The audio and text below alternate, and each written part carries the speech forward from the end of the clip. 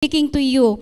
It is God's instrument in salvation and God's instrument for growing mature Christians in the Christian, and it is the Christian blueprint. So kunana, the Bible is our blueprint or pinaka-guide tayo in sharing the gospel to the children. Tama po ba? Yes, awanan sa bali, there's no other, no dikat, it's the Word of God. It's the Bible, yun yung pinaka-blueprint natin to share the Word of God. So that leads us to the first session of the Bible lesson. So let's learn. Paki-open na lang in inyong manual. It's a Bible lesson preparation and presentation. 47? No? 47. Okay, page 47. And let's see, kung no kasano tayo nga i-prepare, jay Bible lesson tayo usually, damagak man kinyayo. When you are teaching the Bible lesson or Bible story, kas ano yung isuna nga i-deliver or ipipresent ijay obing. Sometimes kat we just tell the story, right? And then one lesson or sometimes awanti lesson na and that's it. One time when we went to Bohol, nag-train kami matlang iti short, TTS, ng intad mi amin nga kailangan da ijay basic that they need to teach the children. But before we conduct the training, we went with them sa field, ijay field da. There are like 4 groups, I think, yeah? 4 groups, nakikuyog kami, Teacher Dang and me, nakikuyog kami is their groups to teach children. And you know, I saw how they taught yung Bible lesson. Like for example, si Zacchaeus. Nag-end ijay, Zacchaeus climbed the sycamore tree. And that's it. And then orayok no, that tuloy na, no more. So, paano to, kas ano, how, anya nga iti mai-apply or what will the child apply. Nag-end ka is sycamore tree. Zacchaeus climbed the sycamore tree and that's it. So what is the application for the children? Meron ba? Wala. So sabi ko, sayang yung time, sayang your effort to prepare. Sapay di young people is nga nasuruan mikit nagngangato ti energy da. So masaysayangan anak that time. So let's see how to prepare also our Bible lesson para yung time natin, our saliva, na hindi siya sayang in the time of the children that are listening, kat agawid da, they have something to apply, ije biagda. Now, the importance of Bible lesson. Let's see what is the importance of Bible lesson. So kunana dita number 1, the Bible is unique because of its inspiration, purpose, and power. So it's only the book or the Word of God, the Bible tayo, is only the book that can transform life. Tama? Yes, it will transform the lives of the unbeliever 360 degrees to become believer of God. Tama? From darkness, their life from darkness, they are going to light. So so the Bible is really unique. Ano, Bible lang yan. Sometimes there are people saying, sinsurat lang ti tao dayta. But remember, God anointed those people who wrote the Bible, the Word of God. And kunana pa dita number 2, God speak to the child's heart. So even as adult, we know when we are reading the Bible, it is speaking to our heart, right? Yes. Sometimes we cry kasi yun nga, the Word of God, it will penetrate even the bone marrow, yung kaloob-looban iti bone marrow inside our bones. It's double-edged sword that it can penetrate even the bone marrow in your body. So kunana, God speak to the child's heart through the teaching of His Word. And makita tayo di Psalms 119, 103, Psalms 119, verse 103 to 104, kunana, how sweet are thy words unto my taste. Through thy precepts I get understanding. So the more we read the Bible of God, the more wisdom we gain. The more knowledge we gain. We have something na ma-share tayo ijay uubing. And kunana pa dita Psalms 119, verse 105, thy word is a lamp unto my feet and the light unto my path. So, As we read a while ago, the Bible is our blueprint. Isu iti pinakamanwal, iti biyag tayo to live a righteous life dito ilubong. Inya? And it is only the spiritual food, it is the only spiritual food many children receive during the week. So remember, teachers, we are a Christian educator. For example, yung Good News Club nyo or yung Sunday School, that's once a week, right? Once a week lang. And then after, for example, nagsuro tayo iti Sunday School on Sundays. And then from Monday to Saturday, jay ubing, agbibiyag iso na ijay lubong, outside. Ano? Ado iti masalaw na day nga ubing. But daytoy, panagsuro tayo, we need to prepare. Jay kunana, Bible preparation and presentation that we need to prepare. Hanlang nga basta-basta nga, binasa tayo, tapos hantay nga naawatan, and then we give it to the child. We teach it to the child. So, kuna na pa ditoy. Number 4. Nalipatan tayo, Jay. Okay, number 4, kuna na. It occupies the largest time segment in the class hour. So, iso iti pinakamit. For example, your Sunday School or your Good News Club, nga aramidon yun to after our training, the Bible lesson is the meat of our pinakamit iti program tayo inya. So dayto iti dapat nga ikan tayo iti more time to study. Ditoy nga agrespond jay ubing sa Word of God. And the importance of preparation. Let's see kung bakit importante ang ating pagpre-prepare. Number 1, pakibasa dagiti jay nabusog. Yes, achieve objective. Kasi no hang ka nag-prepare, how can you achieve your, kung naawan iti objective mo, hang ka nag-prepare, anya nga iti, ipipreparam nga kunana. Kuna ni Benjamin Graham, basa akti kunana, by failing to prepare, you are preparing to fail. Tama? Siyempre, no ang ka nag-prepare, expect mo, you fail. Naranasak data, I've been teaching with CEF, is a adult, trainings nga kastoy. I started teaching 2016. Nga natata. And then, I'm also involved sa SVEC. At tiawag mi kami values education, ijay public school, nga agsusuro kami once a week, SVEC, elementary school values education classes. And sometimes, ada di time hanak ag-prepare, kat apanak agrelayak, nga, I know the story, I know how to deliver it, ngam apanak amuyo, mabablang ko nga di mind ko na hanak nag-prepare. Kat mababainak ijay class ko nga sinayang ko lang jay time da nga nagdangag kinyak niya. So it's very important that we have objective. Jay kunang garod ni Benjamin, by feeling to prepare, you are preparing to fail. So inadequate preparation can lead to negative outcomes and great likelihood of failure. So ayaw naman natin yon, di ba? Ayaw naman natin na mag-fail yung ating classes. Ano? And number 2, kunana, it inspires confidence. It inspires confidence in how God can work through you. So if you are prepared, you have the confidence. You have the confidence to share the Word of God, ijay ubing. And you are giving, sometimes kasi, ada tendency, nuhan tayo nakaprepare, kung ano-ano lang ang sinasabi natin. Like for example, when I was a child, sa Sunday school teacher ko, kunana, Adam and Eve ate the apple. So din makulak nga tikinan da Eve kan ni Adam kat apple. Ngam adaban nakita yung Bible nga kunana nga apple. Wala, kunana ijay kat fruit.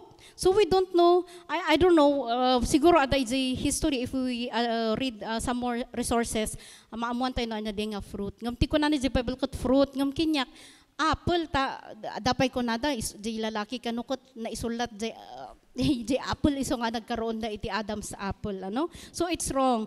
So we need to prepare para ma-share tayo jay correct interpretation of the Bible. Number 3 kunana, it captivates and maintain interest, helping to elevate discipline problems. So if we are prepared, makakapture natin kaagad yung interest ng bata. Amo nang, adati something nga kayat ni teacher nga i-share kinyak. So, di mati mapanunod na gizay obing. So, we need preparation. And then, you captive more, you check, how can I captivate the attention of the child in presenting my Bible lesson. So you plan ahead of time. And number 4, kuna na dita, keeps the teacher on point and gives clarity to the teaching. Kailangan natin ag-prepare tapno clear the presentation tayo ije Bible lesson. Baka later on kasla jay kadwami matlang nagsursuro isuna TC1 graduate. Tapos kuna na ijay nabanggit na kat ni Samson ada iti 700 wife and 300 concubines kuna si Samson ba yun? So you need to prepare ahead of time. Know your Bible lesson. Tapno hang kang agkam kamali jay insurum jay ubing. Tayo know children are like sponge. I-absorb da amin uray rong teaching data. I-kabil da jay panunod da kan heart da. And it's your accountability as teacher, as education teacher, Bible educator. No kas jay nga rong itit-itid yu. Inya? And enables variety. So you plan ahead of time. For example, variety. Kasi sometimes kung walang variety ang ating teaching, what will happen? EJ teacher, boring. Kung daw boring ni teacher. Ada teacher ko, idi malalagip ko isuna. Idi high school, 4th year. Every time nga umay, kat agtugaw, nakakasjay nga agsursuro. Iso nga one time, kunana, nag-ask kinyami, kunana, where do you find monkeys? Kunamad nag-ijay classmate ko, in front. Oy, nagalit, binagbabarsak na kami ti eraser. So sometimes, kailangan nating mag-prepare to check on our Bible presentation. Kasi nga ta, do I need na to have costume during, for example, the story of Naaman. Kilala na niyo si Naaman? Yes, during his time, anya nga ta ikasuutan da. You can costume yourself as you tell your story. The children's, for us adults, sometimes it's OA. Di agak action ka, bad body language, or agos costume. But sometimes nga the children likes it. Pwede niyong gamitin. For example, si Batang Rose, pwede siyang mag-act as Naaman or a mother of Naaman. So pwedeng ganon. While you are telling your story, may pumapasok, tinatawag mo, andyan si Naaman, paparating si Naaman. And then it captures, may variety ang inyong story lesson. Hindi lang siya nagsasalita ka lang and that's it. Okay? And then, pati ko na that teacher's general preparation. So for us not to sleep, ada iti ay ayam tayo inya. So we will be giving prizes. Ada ti inbox mi dita. So, kung sino man yung makadami ng points, then siya yung makareceive nun. Okay? So, we will have games. Amo yung game nga charade. Jay act out, tapos hulaan nyo. Jay i-act na dito'y hulaan nyo, paunaan iti manghula. Kung sino yung naunang naghula, and then she will get 1,000 points. Okay? So, unahin nga natin si Teacher Alpha. Mag-i-act niya, and then kung alam mo yung answer, tumayo ka na kaagad. So, alika dito, Ma'am Alpha.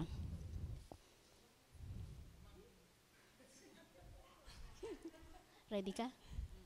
Okay, ready? Iso na Ag-out iso na. Okay, teacher, go. Si Sir Elvis. Okay, 1,000 point kay Sir Elvis. So kunana, teacher's general preparation, be organized and disciplined by establishing your time. So, kailangan nga ada iti definite time for study.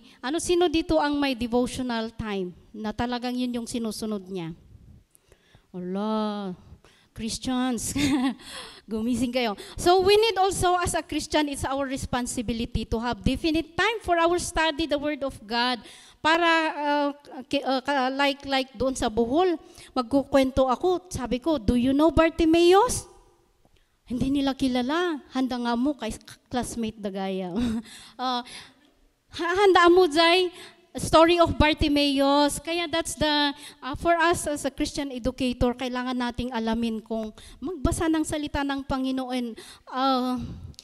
During when I was grade 4, nabasak ang jay buo nga Bible.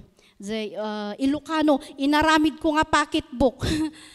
parang because of curiosity, na ano ba ang meron dyan sa Bible? Why everyone is requiring us, da kami nga agkakabsat, agungot pa dyan parents, we need to go to camps, DBBS, prayer meeting, tapos nagadayo pa mo dyan church, iji balay mi, no agtudo, naka madulas, dyan pagnaan.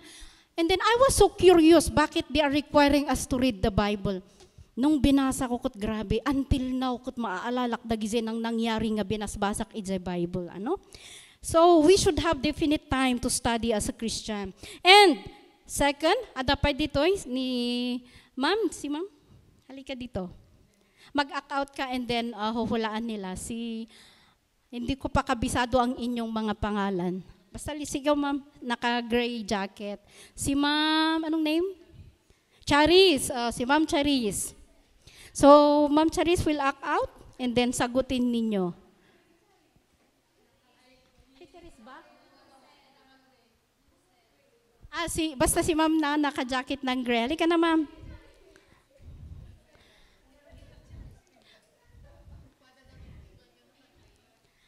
Si ma'am. Ay, Crizel. Ang ganda ng name mo. Sige, ma'am, you act out. Okay, ready? Okay, go.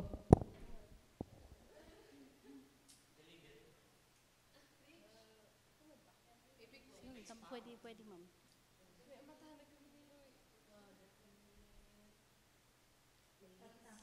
Okay, so si Ma'am Joema, 1,000 points.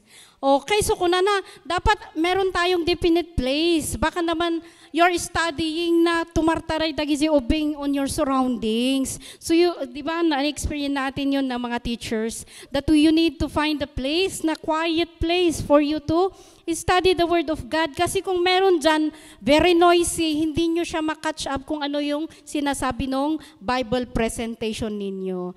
Okay. Now next, have the correct attitude when studying the lesson. So may we ask another one? Si Ma'am Herminia.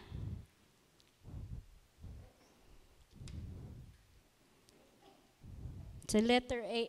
Sige ma'am dito.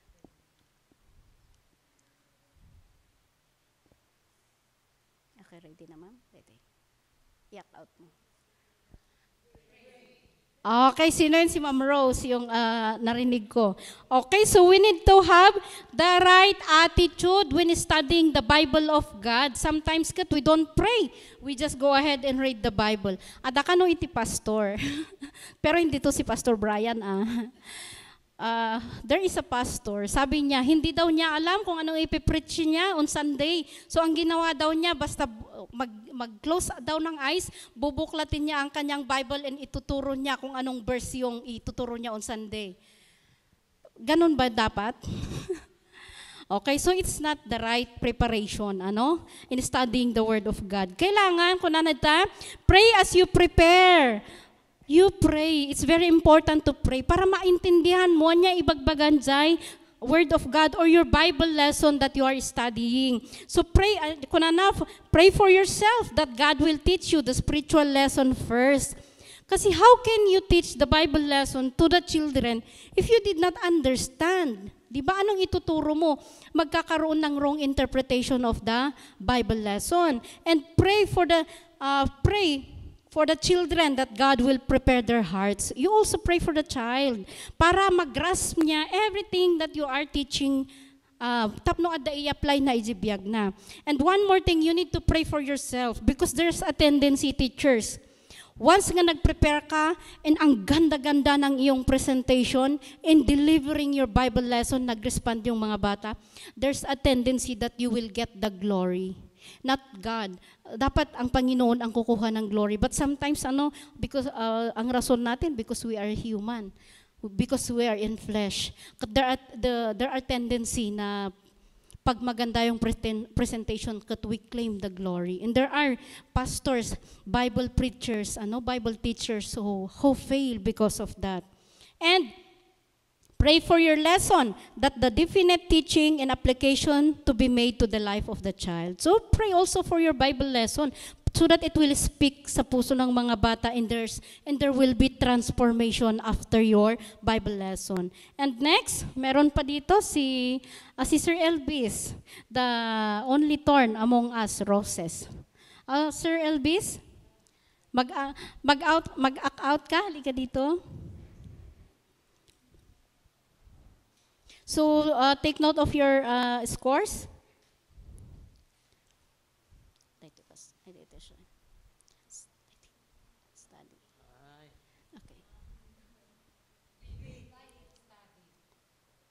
Okay. Si ma'am, paki-note, 1,000 points. Okay, so we need, kunanad to, the study the Bible portion before reading the teacher's manual. Okay, pray and then study. So study the Bible portion before reading the teacher's manual. So there, kinyami, that's sometime one of our weakness na nag-undergo ng TC1. Kasi yung ibibigay namin sa inyo na sets of materials on Friday, na which is sa inyo na, andun na kasi lahat on how to teach the Bible lesson. Sometimes, there's a tendency for us na we directly read the Bible lesson, ay yung materials, kasi naka-prepare na lahat than to read our Bible first. But remember, para makuha natin yung kabuuan ng story, we need first to go to our Bible before our materials. Okay, adapay itilas si Ma'am Charis, si Ma'am Charis. Paano ba ito i-up? Ito, ma'am.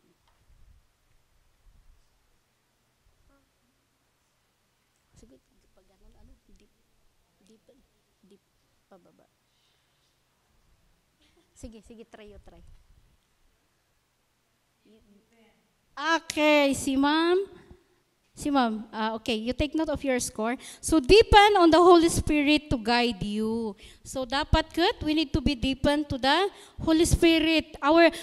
Remember, teachers, the Holy Spirit is the one who will remind you everything that you have studied in niya. And the Bible, the Holy Spirit will be the one to teach you. Iso na iti mangi-guide kinyayo. So deepen on the Holy Spirit to guide you. And number 3, kunana dita, use help and preparation. So there are a lot of helps that we can use. Anya day nakasurat dita manual siyo? Concordance, Bible Atlas. Gumagamit pa ba tayo ng Bible Atlas? Me, I saw Bible Atlas when I was like grade 5 somewhat. That's 1919 something. And what else? Bible dictionary, Bible commentaries. If you don't understand what you are reading, go to these resources. Bible encyclopedia, customs of Bible times. And then meron din po pala tayong Children's Ministry Resource Bible. Ito yung pinakamahal na Bible namin ni Ma'am Esther. 3,007 plus. Pero it's really very nice kasi it's customized for the Bible children teachers. Okay, and then pwede naman sa Google, but reminders, teachers, be careful of the authors. When you are searching sa Google, kasi there are also authors na iba yung kanilang doctrine and belief. Okay, and then also, I think nasa inyong notes yung websites that you can open. My Bible Gateway, Blue Letter Bible, yung mga yun, eSword, Bible Study Tools. So I think nandyan. Now, let's see the process of sound biblical interpretation. So meron tayong 3 things, when studying the Bible lesson. So ngayon, I want again for us to play a game. So lahat tayo for groups. So ang gagawin natin, itong ibibigay ko sa inyong words, ang gagawin natin, you use things, things nga adakinyayo, yung first letter ng things na nga adakinyayo. For example, Laila, nagan ko, if you have lapis, and then you put there, and then letter A, if you have letter uncle or ano pa alcohol, and then you put on your things in there and gana mabuuday Laila. And so letter I, if you have ink, you put it there, and then another L, another L. Lapad, if you have lapad dyan. Or another lapis, you can put it there on letter A. Apple, if you have apple, and then that completes the word Laila. So, nagets po ba? Yun yung gagawin natin. So, lahat tayo tumayo para hindi tayo antukin because alauna is an holy hour. Nga kunada. Okay, so choose one representative to come here in front and to check on the word before yung buuon when I say go. Okay, representative, each group. Sa likod, si Ma'am Charis, si Ma'am dito, si Sir Elvis. Ikaw na ba ang representative dyan or anyone? Sige, madam. Yung iba. Okay, so ito yung word na bubuuin natin.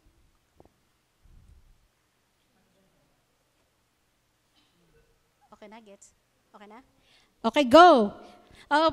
Wait muna. Paunahan na I will be giving you 1 minute. Kung sino yung naunang nagsigaw ng hallelujah, sila yung mga nanalo. I'll be giving 50 points. Yes, ma'am. O, pwede.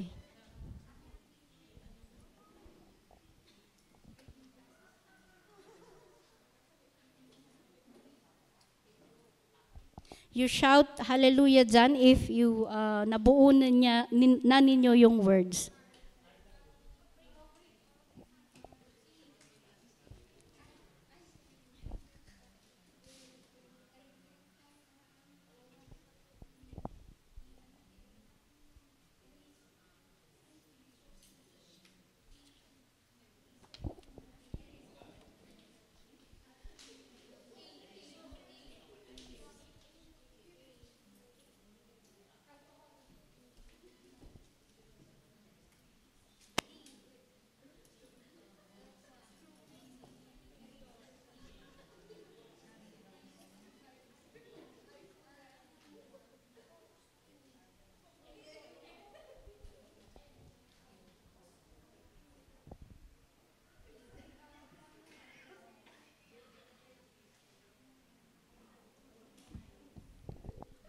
$30 more.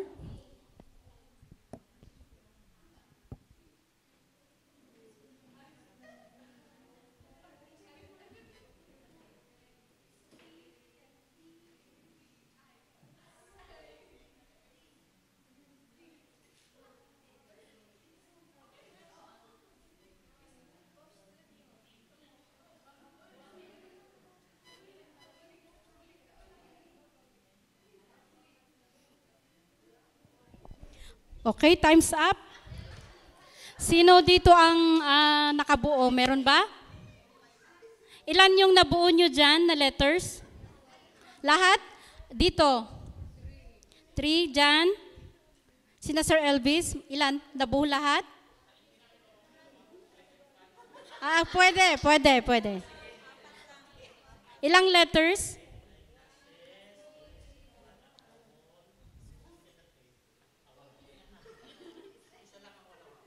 Isa lang ang wala. Dito? Lahat po? Okay, so ang panalo yung group ni Ma'am Charis. Nabuo lahat yung letter. So ano po yung word? Reading. Okay, so next word. Another representative from your group. Meron pa tayo. Representative, come na.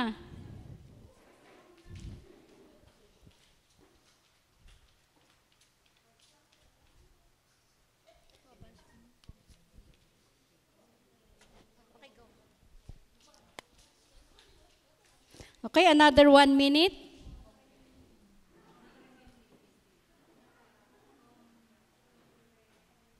Okay natin. Mahirap. Oras ako sila.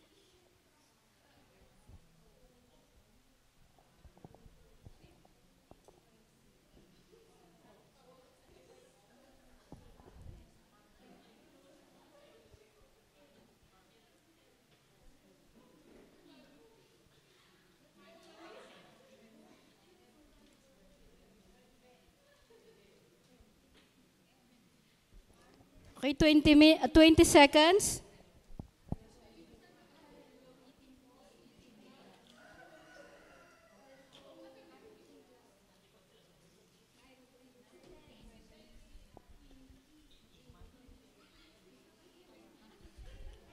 Okay, time's up.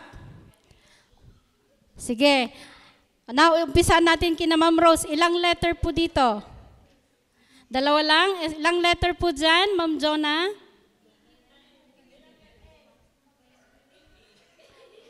Ilang letters?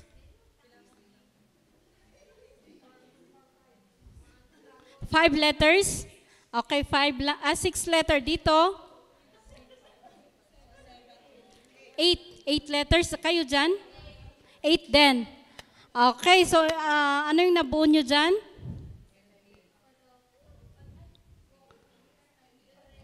Comprehend lang. Okay, so 50 points yung dalawang group. Okay, 50,000 points. Okay, next, last one. Meron pa. Representative. Dali-dali yung mga representative natin.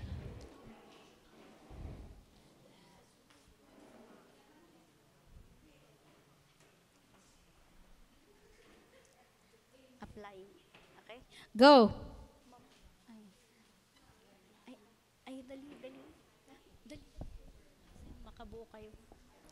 Okay, another 1 minute.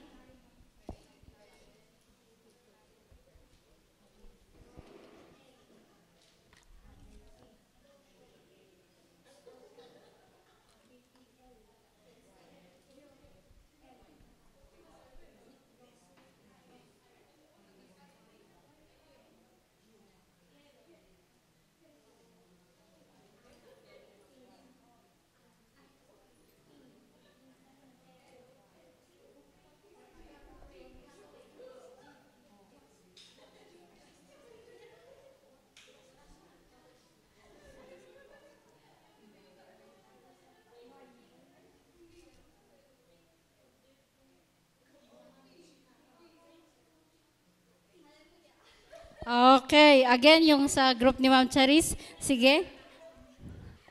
Sige, ano yung word? Applying. So, palakpakan ninyo ang inyong mga sarili. Okay, so panalo yung group ni Ma'am Charis. Meron silang 150,000 scores. So, take note of your scores. So, pwede na tayong maupo and let's go back to our lesson. Buhay na kayo, wala nang inaantok. Okay, so sabi niya, there are 3 basic stages in studying the Bible passage. They can be remembered as RCA. Ano nga yung RCA ulit?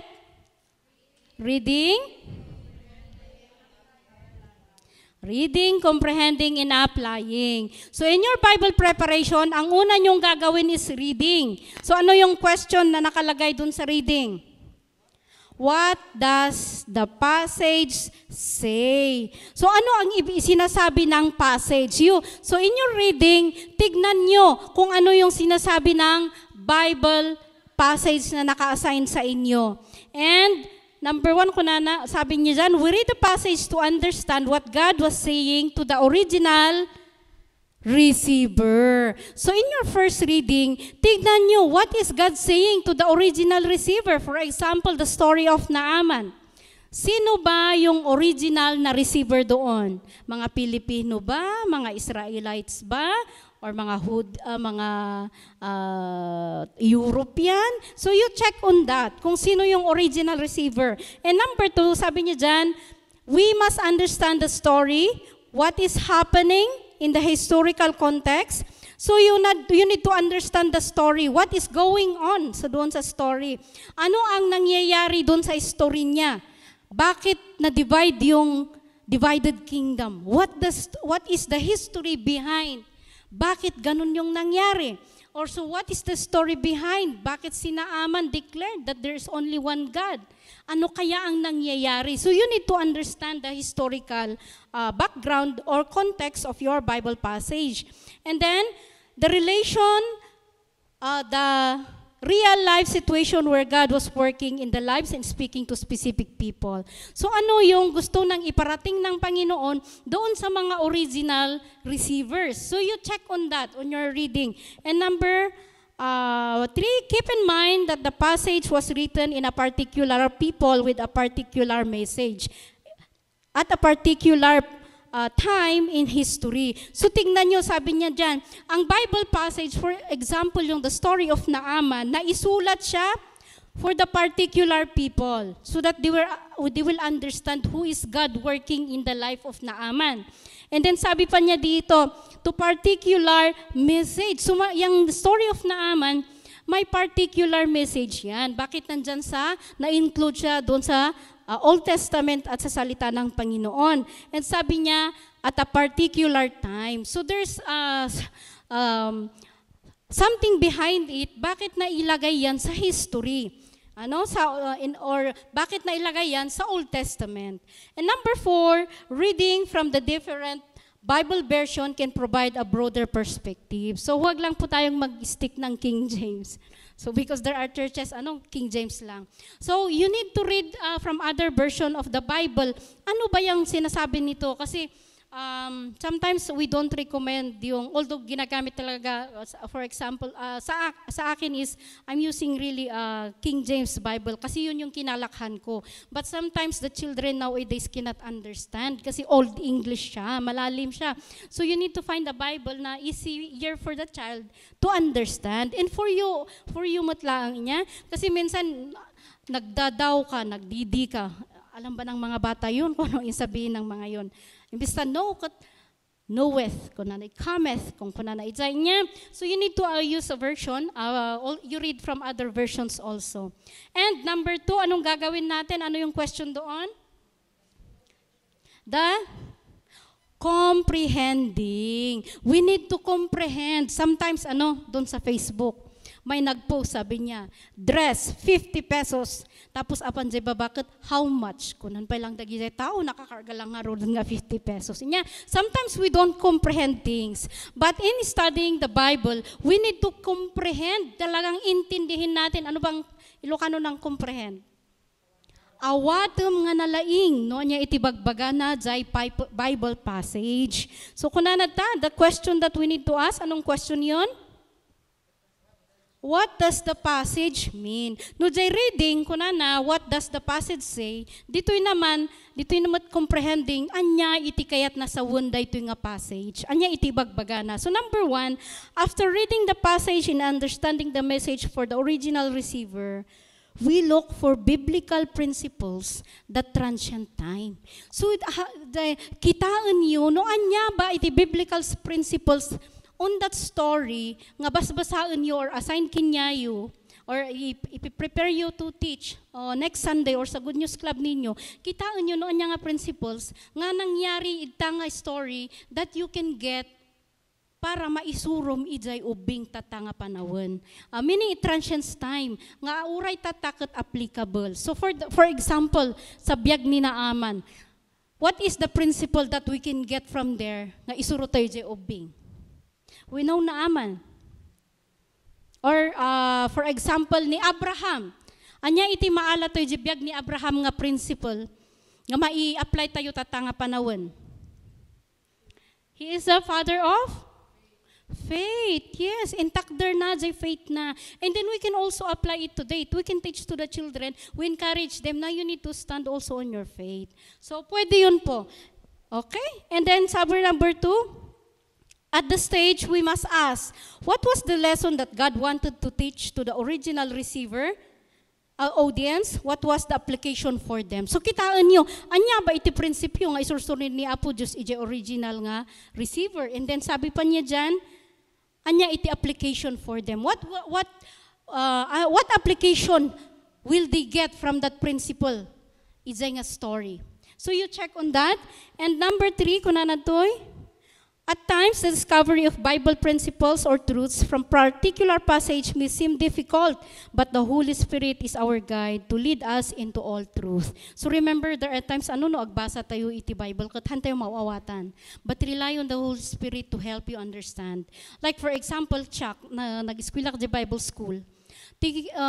What I know is that yung book of Isaiah, akala ko, in order na babasahin mo from chapter 1 to chapter 66.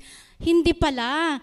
For example, chapter 1 and then you jump to chapter 10, you jump to chapter 30, you jump to chapter 60. Ganun pala yun. Hindi siya in order na babasahin. Meron siyang way how to read it. And so ganun din po yung titignan ninyo. And number 4, people who neglect the stage run the rest of incorrect biblical interpretation and therefore of misapplying scripture. So very important po sa atin ang comprehending po ha. Let's learn po to comprehend things para maintindihan natin at hindi natin kung ano lang yung tinuturo dun sa mga bata. Yung katulad ng sinabi ko kanina, na si Samson may 700 na asawa. So you need po to really study your Bible passage. And then step 3, ano yun? Applying. Ano yung question na tatanungin natin dyan? Yes. After yung nabasa and you comprehend everything, now you go to applying. Anya iti bagbagada ito yung passage to me and to the child. So what does this passage means to me? And then after that, you think, tingnan din ninyo, ano yung principle that I can teach to the child that they can apply. So number 1, once we understand the message for the original receiver, in the Bible principles, we can apply the meaning of to ourselves. So yun po yung kaimportantihan. Number 1, reading. Number 2, comprehending. Number 3, applying. So yun po yung steps on how we will study our Bible. Now let's see yung classification of our Bible lessons. So in here, meron sa ating library, actually, nag-usap kami ni Pastor Brian, and then I talked to the national director if we can put materials here.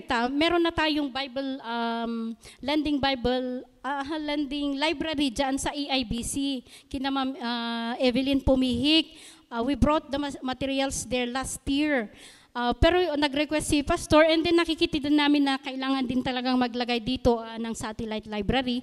So we're talking to the national director on the process on how to put materials here.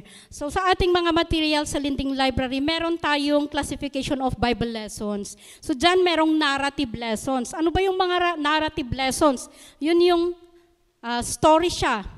In a way na ikaw yung nag-narrate or ikaw yung nagsasabi ng story. So lessons which are based on a story from the Bible, narrative lessons can be further divided into 3 types. So merong 3 types ang Bible narratives. Yung number 1 is evangelistic narrative.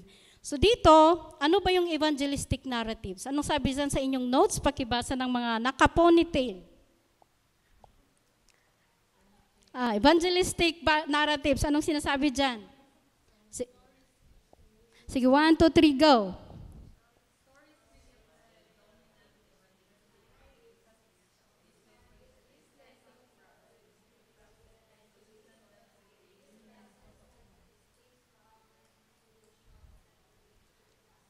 Okay. So sabi niya, predominantly evangelistic emphasis. So pag evangelistic narratives, ang focus niya is evangelism. Yun yung pinaka-emphasis niya. So pag evangelism, ano yung focus natin? The unsaved children. Remember teachers, meron kayong dalawang audience every time you are teaching Good News Club, Sunday School, or your children. There are 2 audience. Ano yung 2 audience? Believers and the unbeliever. The unsaved and the saved child. So dito sa evangelistic, ang focus na is yung mga unsaved children. And letter B, growth narrative. Pakibasa naman ng mga nakalugay ang buhok. Sige, ready, go.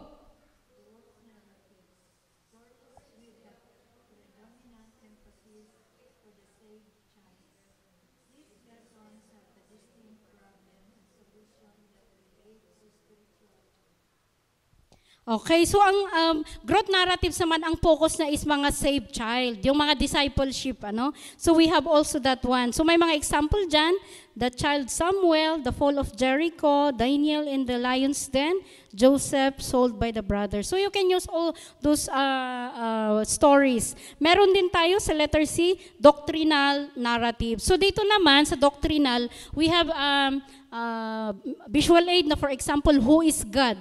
Yung focus mo lang yung attributes of God or who is Jesus Christ. Yun lang yung focus mo. So meron din tayo dyan. And then, number 2, meron din tayong topical growth. Ito yung, nandito yung narrative. And then meron din tayong topical. So sa topical, meron ding evangelistic, focus on the unsaved, and then growth for the saved child. And meron din tayong doctrinal lessons. So, later on, makikita natin, we will be giving your materials, but yung materials na ibibigay namin sa inyo is the focus is narrative siya. Focus is evangelistic narratives. Now, teachers, the Bible truly is an amazing book. Is it? Totoo ba yon? Yes, it's amazing book. Kasi yung sabi ko kanina, it's only the book that can transform the lives of the unbeliever into believer. 360 of the life of the unbeliever will be transformed. And it's amazing. Kakaibang book. It really transformed lives. As Sweeting said, God's instrument in salvation is the Bible. It is our blueprint. And what a privilege and responsibility to teach it to children. So will you, teachers, apply all the principles in preparing your Bible lessons para mas maibigay natin yung truths and the correct interpretation to the children? Will you, teachers, apply the principles that we have learned? Yes, parang alanganin kayo Okay, so for that, thank you for listening and we'll give it to Teacher Aida.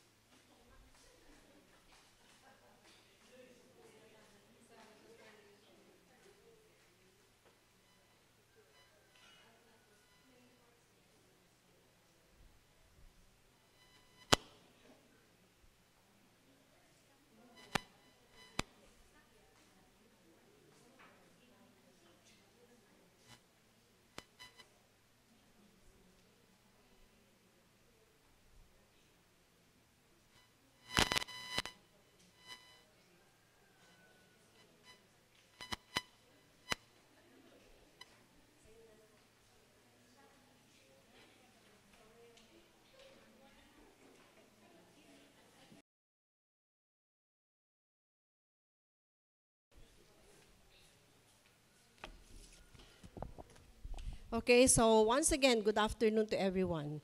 I hope hindi pa kayo inaantok, no? This is one of the most unholy hour. So we would rather sleep, but this time you're not going to sleep because you are going to do something else. Okay, so our next session is going to be about scripture memorization. Okay? Now, I would like us to think about the verses that we have learned during our younger years and see if we still recall them. Okay?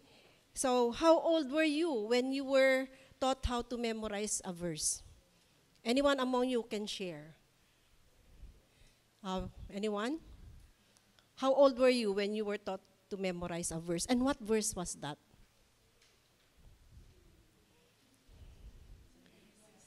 Sige, will you please stand up and share it to the class? Okay. Ephesians 4:32, what does it say?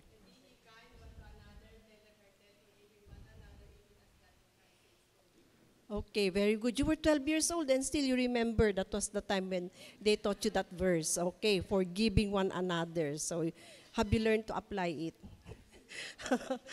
Diba sometimes? Anyway, another one. Thank you, ma'am, for sharing that. Meron pa ba? Is there anyone among you na meron pa na memorize yung verse during their younger years? And then you still remember it until now? Yes, ma'am. Ma'am Alpha. Yes. Oh, sige nga, will you do it?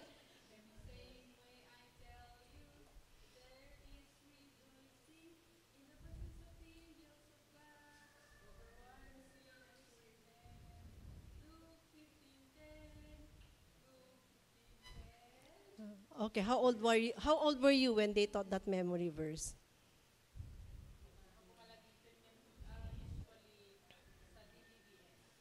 Okay, so those were the days when you were still younger during your DBBS. Your teacher must be a very creative teacher for you to do that, no? Still you remember the song. Okay, so we always are reminded of those verses that we had been taught during our younger years, no? Isn't it amazing how God uses His Word even years after you have memorized it? Okay?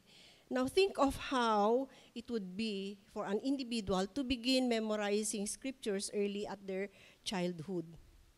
Okay? So God would be able to use these verses throughout his or her lifetime. So today, we are going to look into the scripture memorization and how you can teach children to effectively memorize and apply scripture in their lives. So I want you to open your manual to page 32. Okay. So we have some items there, okay, that needs to be filled up. So we have to learn the importance of the Word of God. Okay? So in this changing world, we need something to which we may cling, something that is sure and steadfast, something which never changes. What could it be better than the sure Word of God? Now, the Word of God never changes. It is always the same yesterday, today, and tomorrow. Now, this is a verse that has been shared by a lady named Mildred Morningstar, was it? Okay. So, what is the importance of memorizing the Word of God? Number one there is, it is the Word of God that is, okay, in Hebrews 4:12, it says, it is living and powerful.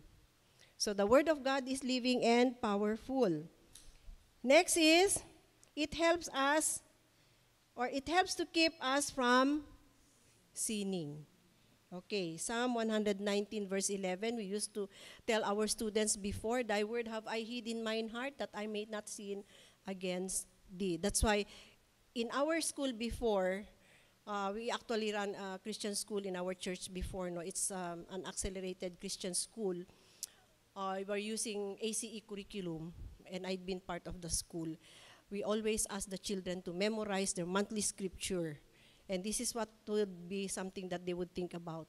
No? Psalm 119 verse 11. Tsaka nakalagay din yan doon sa pledge to the Bible. No? You still remember, do you have that pledge sa Bible? Sa Christian school, we do have that in the morning. So it keeps you from sinning. And then, the Bible commands it in Deuteronomy chapter 6, verse 6. Okay, let's open our Bibles there. What does it say sa Deuteronomy chapter 6, verse 6?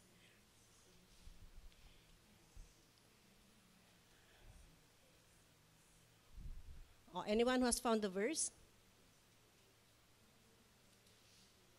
Yes, if you have found it, will you please read it to the class? Yes.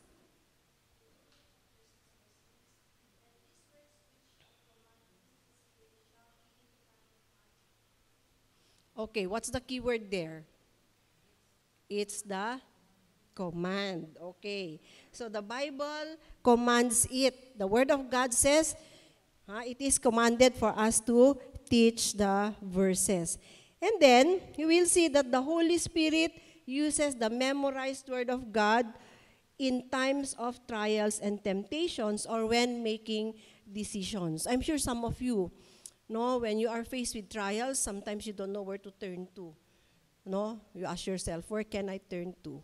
It is the sure word of God. If you memorize something, you'll find comfort, you'll find peace, you'll find encouragement from the word of God because you have kept the word of God in your heart. Same way, we would want our children to keep the word of God in their hearts so that when they're faced with problems, they know where to turn to. Okay? And also, it provides a means for evangelizing or counseling others. So we use the word of God to evangelize our children as well as to give counsel. Now, of course, we say that the Bible is the blueprint for living. So we talk about counseling. If there are problems, we go to the word of God, and then the word of God would help us give advices, biblical advices for those who are having troubles in their lives. Okay? So, we also use it to share the gospel. So that's why it's very important that you always have a Bible for you to share the word to the persons who need the gospel. Okay? Okay, so what are the things? What are the things that we need to consider when choosing the verses? Okay? Okay, it should be related to the main teaching of the lesson. That's why it's very important for you to prepare.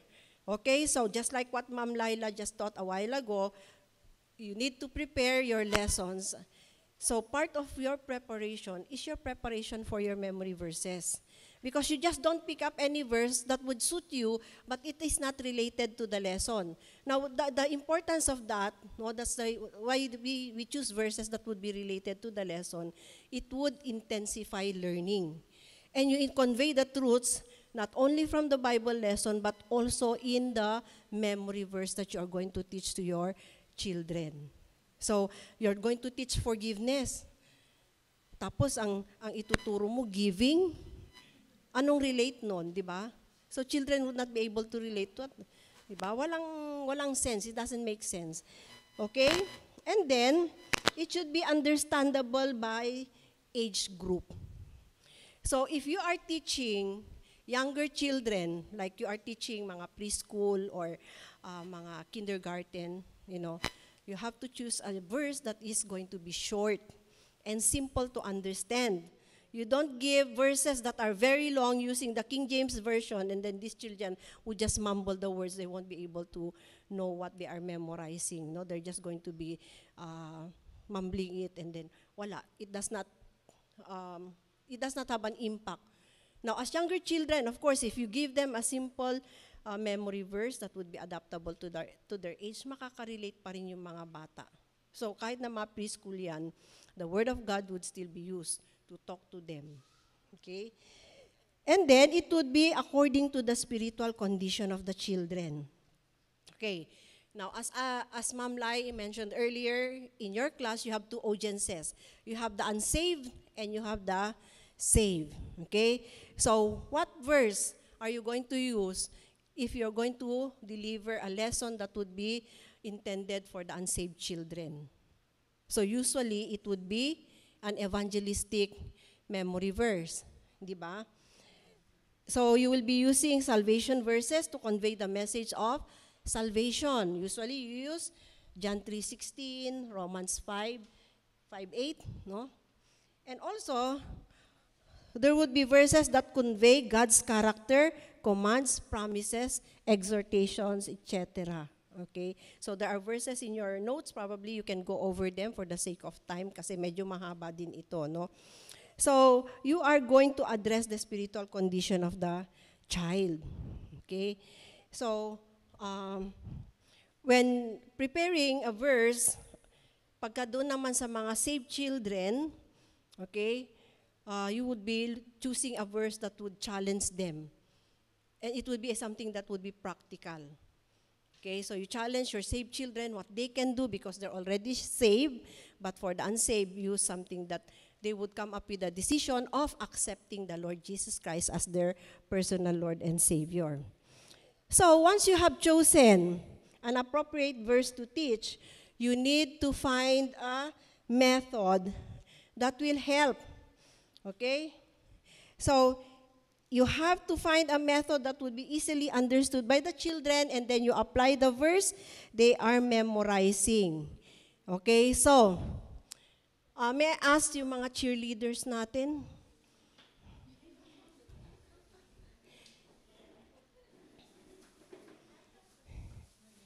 Oh, yes, okay. Welcome. So, I want us to learn something today, mga cheerleaders. Dito ka, Batang Esther. Okay, may I ask those who have the letters, come up here. Okay, so I've got a method of teaching a scripture memory verse. So, give me an I. Takbo ka sa harap. Give me a P.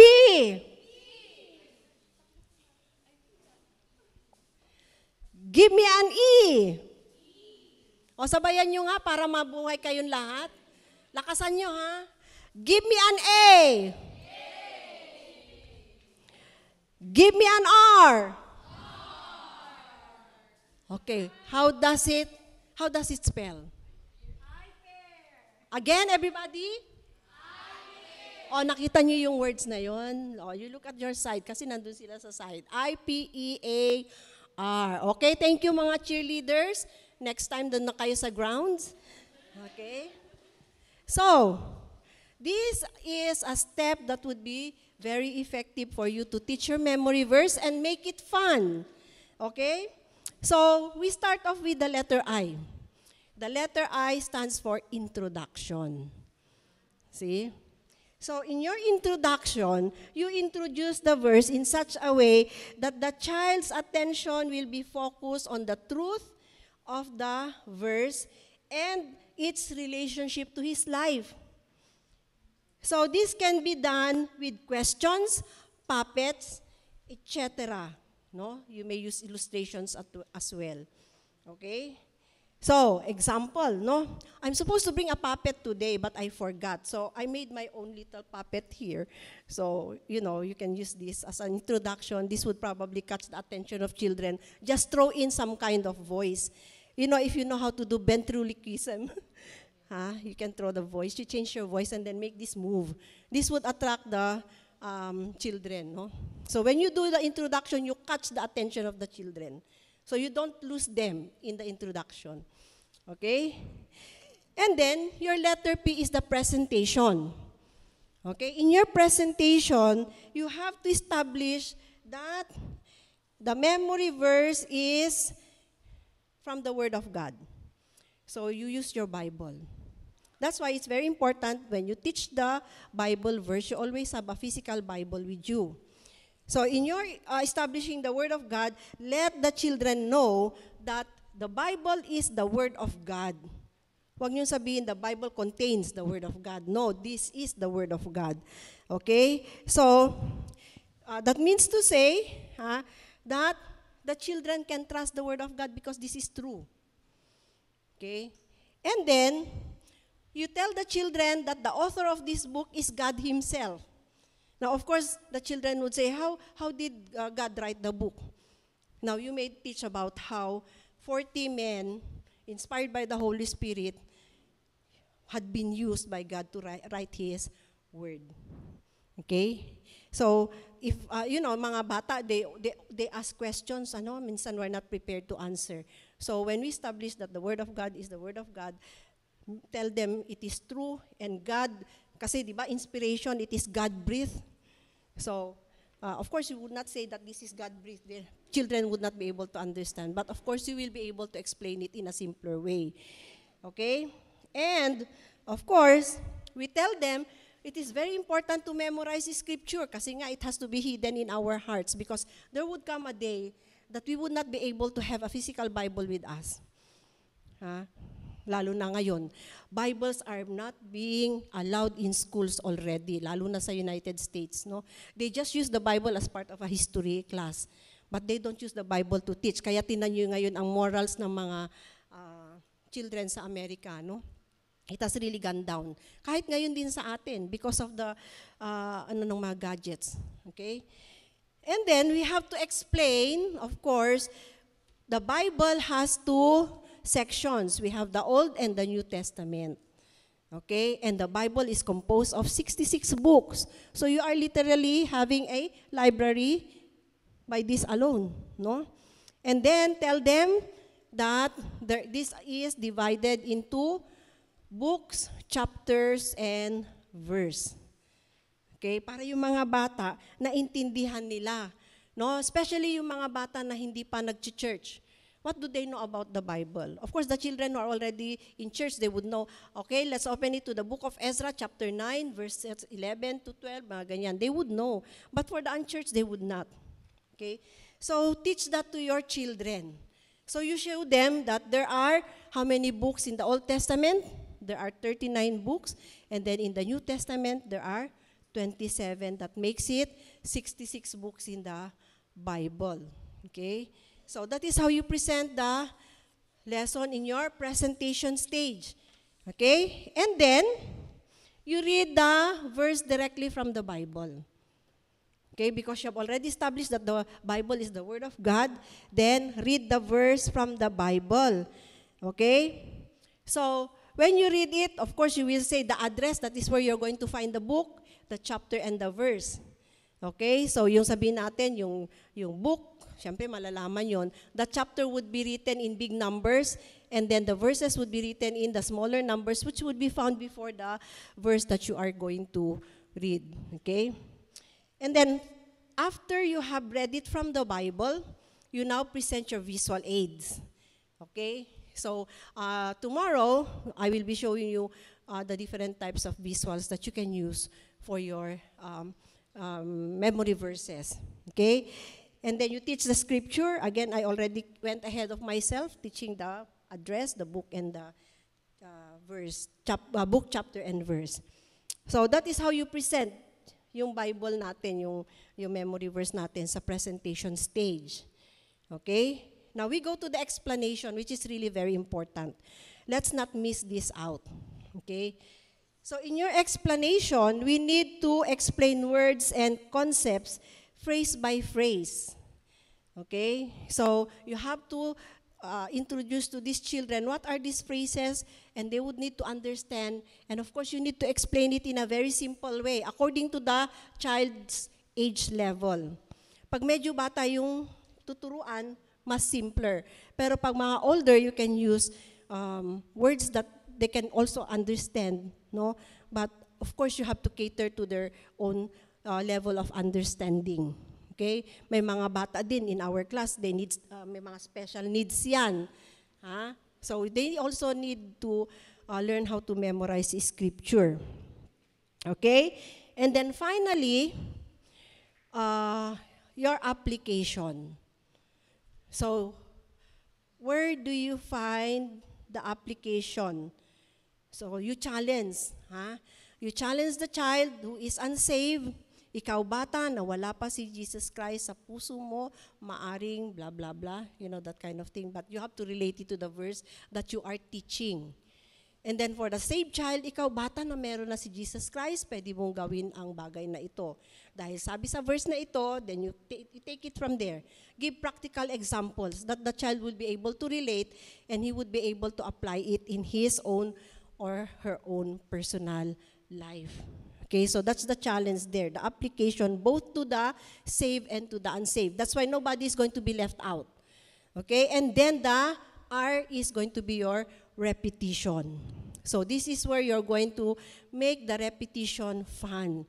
Kasi, di ba, when we were attending Sunday school, we just keep on repeating the verse and then eventually it gets to be boring and then children would not say, okay, fine, ganun lang, di ba? They start, it becomes boring and then sasabihin nila, hindi, tama nun. You say the word again, okay, mag-memorize tayo ng verse. Ayan na naman, si teacher na naman, ulit-ulit, pa-uyit-uyit. Diba? That kind of thing. So we have to make the repetition fun for them para they only not have fun, but they learn how to internalize what is being taught from their memory verses. So, when we teach the repetition, okay, in your manuals, you have it there, okay, you have to use a variety of ways from week to week. Hindi pare-pareho. para yung mga bata ma-memorize nila yung verse na yon. Okay? So, how many times, diyan nakasulat sa notes nyo, how many times do we recommend? Ha? Okay, it is recommended that you repeat the verse 6 to 10 times. Okay? So at least 4 of those will be during the repetition step, and then the rest probably would be done in your review. Okay? So be careful what kind of method you are going to use for you to repeat the verses. Huwag nating kung minsan yung mga teachers, they find ways. O sige mga bata, ulitin natin yung verse natin. You hold your tongue and then let them pronounce. Minsan di nila ma-pronounce. Paano nila maano yun? Kasi they start, they start mumbling already. Hindi na nila ma-pronounce yung words. Paano nila ma-internalize or ma-memorize yung verse. Okay? So, at this point, I would want to make a demonstration how you teach a memory verse. Okay? And we're going to use some kind of ways that you will be able to also apply later on. Okay? Because this is just the first part of it. Okay? So, let's focus on the questions. You have focus questions here. Okay? You have the introduction. How was the introduction given? Presentation, and then the application, the explanation and the application and repetition. Okay, so ang gagawin ko, kayo yung mga bata. Okay, so you let down your costume or your hats as teachers. So I want you to stand up. Okay, everybody stand up. Okay, so put your hands under your armpits, okay, like this. So mag-quack-quack kayo twice and then turn around tapos magiging bata na kayo. Okay, quack-quack. Turn around. Okay, so maupo na kayo mga batang mababait. Okay, walang batang makulit. Okay, so ngayon mga bata, mag-aaral tayo ng memory verse. Okay? So, halimbawa, si Batang Betty, nandun siya nag-swimming. Naku, summer ngayon, nag-swimming si Batang Betty. Tapos hindi siya pumunta doon sa safe side. Nandun siya sa malalim.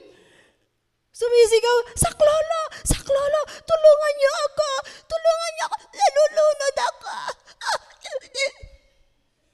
Tapos nakita ni Teacher Laila yung isang lifeguard. Oh, may nalulunod doon yung bata. Pumunta yung lifeguard. Sabi niya, iabot mo sa akin yung kamay mo, Batang Betty, iabot mo. Iabot kaya ni Batang Betty yun? Pag hindi niya inabot, palagay niyo maliligtas siya? Hindi. Pero alam niyo mga bata, meron akong ituturo sa inyo na hango sa Bible. Na mapapag-aralan natin kung ano ito. Ang verse natin dito ay Acts 16:31. So ito, basahin nga natin mga bata. Okay, ganito muna mga bata, basahin natin muna yung Acts 16:31. Okay, sige, basahin muna natin.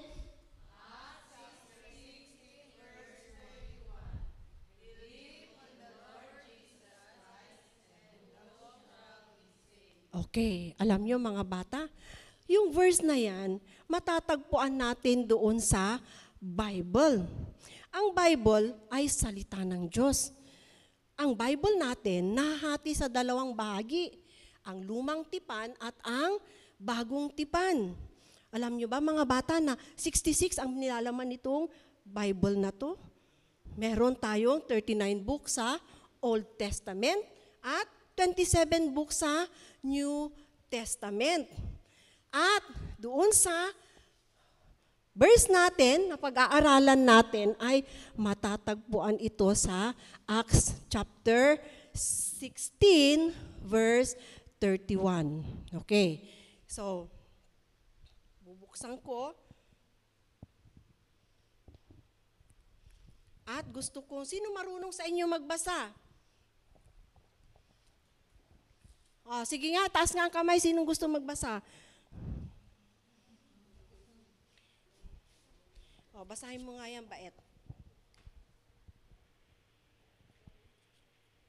And they said, Believe in the Lord Jesus Christ, and thou shalt be saved, and thy house. Okay. So, mga bata, matatagpuan natin ang ating memory verse dito sa Bible. Okay? So, ang Bible na ito, salita ng Diyos at ito ay totoo. At dito sa aklat ng Acts, pakikita dito na ang sabi dito, believe on the Lord Jesus Christ and thou shalt be saved. Now, pag titingnan natin ang Acts, ito yung book na binasa kanina ni Batang, ano nang pangalan ng bata kanina? Kalimutan ko. Si Batang Alpha? Oh. So, yung Acts dito, ito yung book. Yung 16 dito, ito yung chapter. Yan yung, tapos yung 31, yan yung verse. Yan ang tinatawag nating address. Now, bakit tinawag nating address? Kasi dyan natin matatagpuan ang verse na hinahanap natin. So, ginawa ko ngayon ito na naka-visual dahil alam ko mga millennialist kayo, nakalagay sa PowerPoint. Okay? So, basahin nga natin uli mga bata. Acts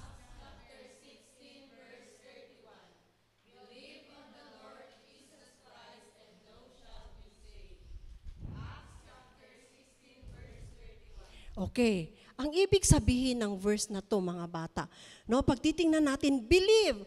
Ano kaya ibig sabihin ng believe? Maniwala ka. At sino ang paniniwalaan natin? Si Jesus Christ. Sino kaya si Jesus Christ?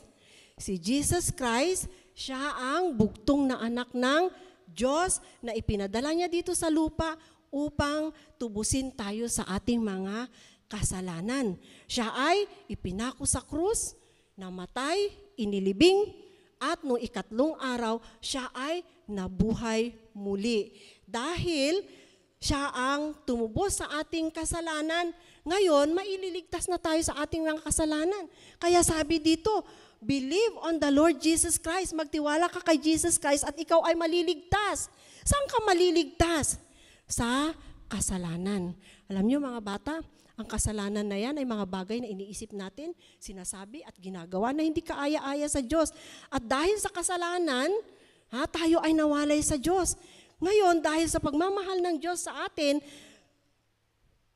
pinadala niya ang kanyang bugtong na anak para tayo ay maligtas. So basahin nga uli natin mga bata, Acts 16:31.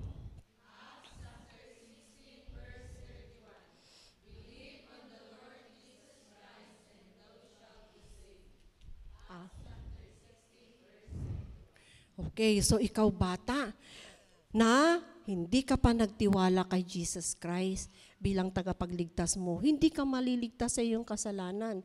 Marahil ito na yung pagkakataon na tanggapin mo si Jesus bilang tagapagligtas at nang ikaw ay manumbalik sa piling ng Diyos.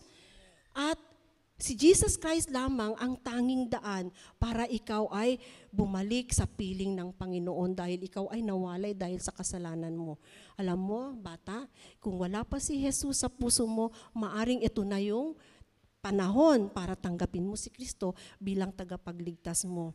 So kung ganyan ang sitwasyon mo, bata, pwede kang lumapit mamaya kay Ma'am Laila, ipakikita niya sa kanyang salita kung paano mo makikilalang lubusan si Jesus Christ at kung paano siya tanggapin para ikaw ay maligtas. Pero ikaw bata na meron na si Kristo sa puso mo, alam niyo ba, pwede kayong gamitin ni Jesus na ibahagi ang salitang ito. Pwede nyo imbitahin yung mga ka-eskwela nyo, mga kalaro nyo, mag-attend ng Good News Club natin. No? Pwede nyo silang tawagin dito. At kayo ang gagamitin ng Panginoon para yung mga kalaro nyo, alam nila kung paano sila maliligtas sa kanilang mga kasalanan. So pwede nyo magawa yan, mga bata. Okay? So, dahil alam na natin yan, no? Tayo ay magre-review. Okay? So, ang gagawin natin ngayon mga bata para maalala natin, basahin natin yung verse, okay, yung text, yung address, tapos yung verse, tapos mamaya buburahin ni Ma'am Laila yung mga words, okay. At habang binubura, gusto ko yung mga naburang salita, i-recite nyo kahit wala yan. Sige nga, subukan nga natin mga bata. Okay, basahin natin yung muna yung verse. 1, 2, ready, go.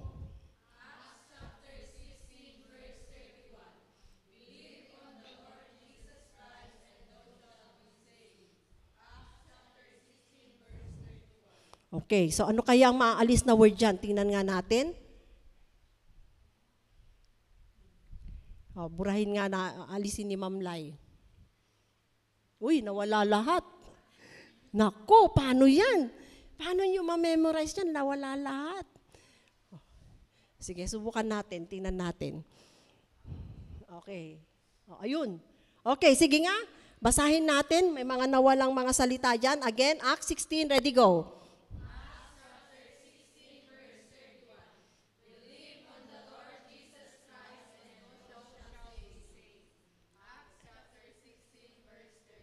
Okay, sige. Isa pa.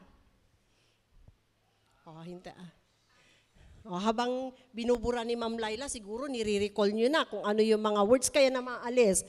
Ayan. Sige nga, tingnan natin. Basahin nga uli natin. 1, 2, ready, go.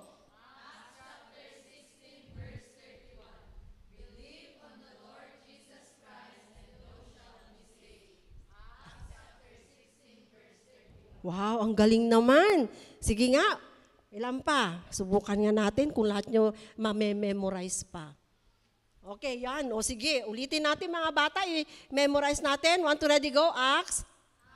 Chapter 16, verse 31.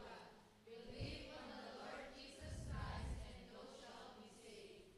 Acts chapter 16, verse 31. Okay, so alisin natin lahat kung wala na yan. Okay, sige nga. I-quote nga natin. 1, 2, ready, go.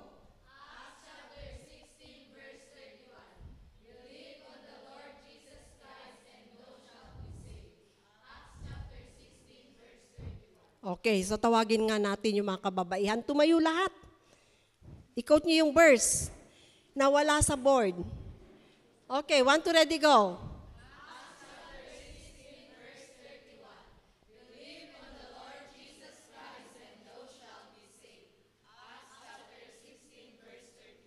Okay, pwede nang maupo. Tingnan natin si Batang Elvis. Dahil nag-iisa lang niyang lalaki. Tayo ka nga, Batang Elvis, at i-quote mo nga yung Acts 16:31.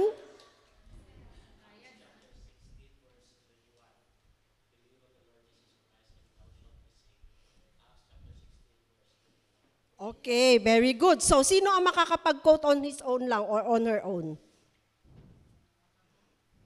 Ayun, sa likod, nagtataas ng kamay. Sige, i-quote mo nga, Baet.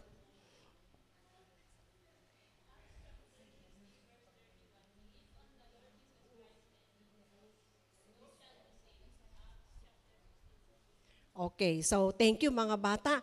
Okay, so everybody, let's stand up. And let's do the quack-quack turn, okay? Hands under your arms and quack-quack-quack, turn around. Okay, and you are back to teachers. Okay, so let's look at the focus questions here. Okay, sa introduction, how was it presented? Huh? Okay. Is it related to the child's experience, yung nalulunod? Okay. How about the presentation?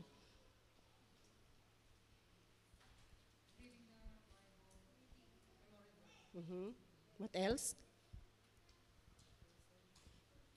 Why do we need to read it from the Bible?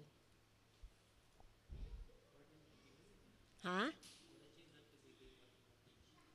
Okay, for the children to know that what you are reading is taken from the Word of God. And then what else? Sa presentation stage.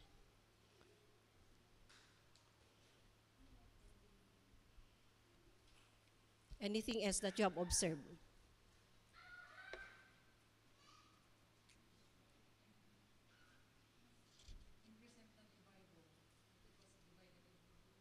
Okay. Please, tayo ka para they will hear your observation.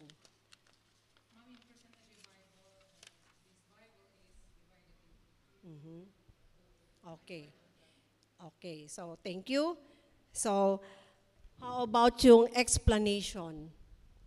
What words were explained there? Okay? Was yung sa save na yan, was it presented clearly?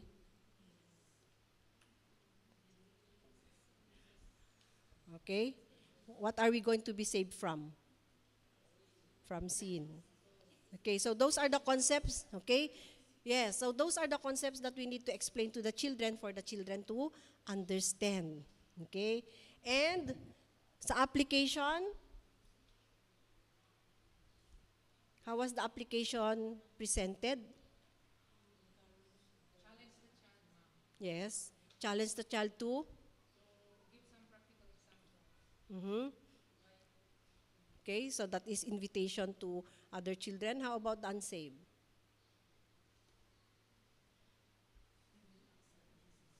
Okay, so the challenge there is you invited the child to accept the Lord Jesus Christ as his or her personal Lord and Savior. Now, in that invitation, no, I mean like in that application, sometimes the application would be intensified during the Bible lesson.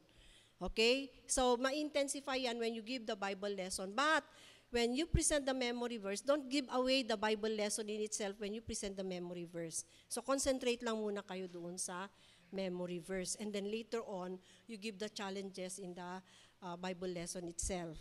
Okay? And then finally, you have the repetition. The repetition is erase the word or cancel the word. Now, there are ways that you can do repetition. You'll be learning that tomorrow. Okay? So, at this point in time, I will be giving you a homework. Okay? So, it's a homework. You need to do it. And I think Ma'am Laila already made the homeworks here. So, each of you are given, you're given the homework assignment here. You have your memory verse that you will be working on. Not everybody would have the same verses. So, please copy what memory verse you're assigned and then work on it using the IPEAR, IPAIR. Okay, now again, let's try to eliminate that common mistake that some of our trainees do. They do the IPERA. They do the repetition before the application. Please do not interchange. Just follow your introduction, presentation, explanation, application, and repetition. Okay? So based on your assigned homeworks, you follow that. Okay? So if you need to ask questions, we are free to help you out with this one. Okay? So, earlier, you thought about the memory verse that you have memorized and how God used it in your life. So what about the children that you teach? Okay? Don't they need also to hide God's words in their hearts? So, you teachers, we would want to challenge you. Will you work hard to learn the IPEAR steps for you so you can effectively teach the children to memorize God's word? You will be given, or you will be giving them a sure and steadfast word that they would be able to cling to when needed in this ever-changing world. So I hope that you teachers would find this as a challenge and your responsibility to teach the children to hide the words in their heart. So let me close this session in prayer. Let's pray. Father God in heaven, Lord, once again, we praise you, we thank you, Lord God, for teaching us the principles that needs to be learned, especially when teaching the Word of God and letting these children memorize them and hide the words in their heart. Lord, I pray that these teachers would be able to apply the methods that we have taught them today so that when they go out to their respective field, children would not find their lessons boring, but instead, Lord, these children would have the desire to always go and be excited, Lord God, to attend the Good News Club, the Sunday school classes, and even the values education classes, which they would be undertaking later on, Lord God, in their ministry. Father God, we lift you up, these teachers, Lord God, as they do their first homework. I pray, Father God, that they would be able to do this and that they would think of these words or these lessons, these principles that we have taught them. So, Father God, I pray that you would anoint them with your Holy Spirit so that when they do this, it would not be for their own benefit, but it would be for the children that they would be teaching. Thank you, Father God, for counting us worthy to be part of this work. And we give you back the honor and the glory. In Jesus' name, amen. Okay, so you have a worksheet at the back of your, what do you call this? Your lessons. Nandun na yung iPair. I don't know if I have a copy of it here. Wala. So maybe it's in your Nakita niyo yun doon sa likod. Teaching memory verse. Ma'am Lai, what page is it? May IPAR doon, you follow those steps. Yeah, so you follow that step based on the assigned memory verses. Okay, so thank you for your time. I give back the floor to Ma'am Laila. Yung assigned memory verse po ninyo, please check po dito sa list na ito, yung mga names nyo kasi divided into four groups. So meron kayong assignment ng memory verse. So check on here before you go home. So ito yung gagawin nyo ng iPair. So for that, let's have a coffee break. 10 minutes, coffee break, and then CR break. Sige, para aginat-inat tayo. Tap numain na inat or orat.